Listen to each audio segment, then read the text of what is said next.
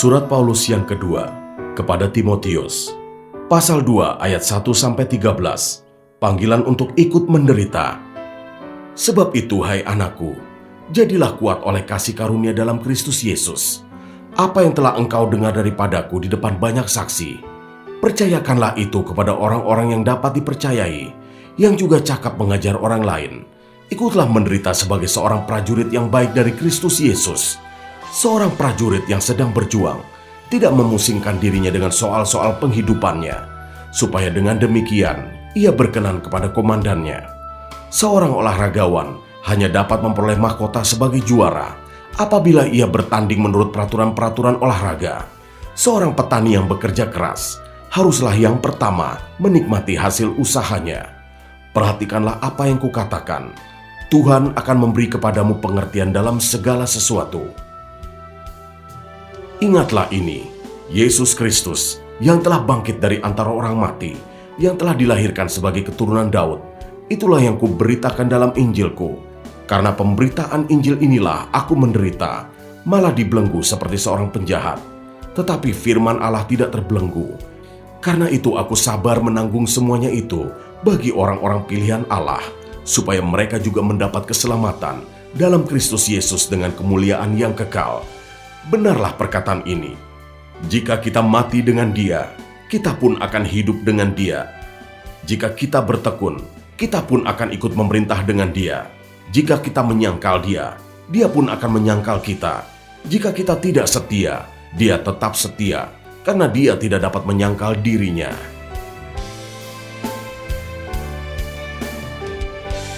Ayat 14-26. Nasihat dalam menghadapi pengajar yang sesat.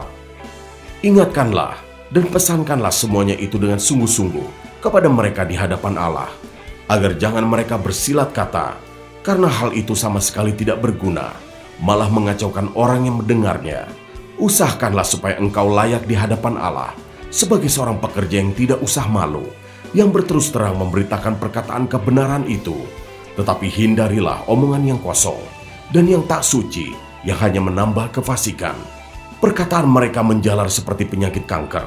Di antara mereka termasuk Himenius dan Filetus, yang telah menyimpang dari kebenaran dengan mengajarkan bahwa kebangkitan kita telah berlangsung, dan dengan demikian merusak iman sebagian orang.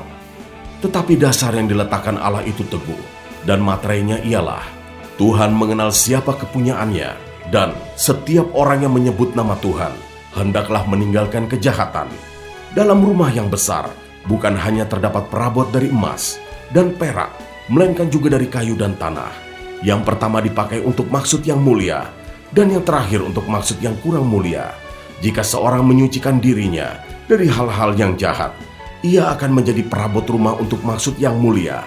Ia dikuduskan, dipandang layak untuk dipakai tuannya, dan disediakan untuk setiap pekerjaan yang mulia.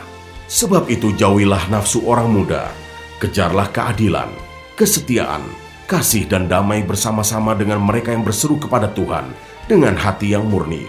Hindarilah soal-soal yang dicari-cari, yang bodoh dan tidak layak. Engkau tahu bahwa soal-soal itu menimbulkan pertengkaran, sedangkan seorang hamba Tuhan tidak boleh bertengkar, tetapi harus ramah terhadap semua orang.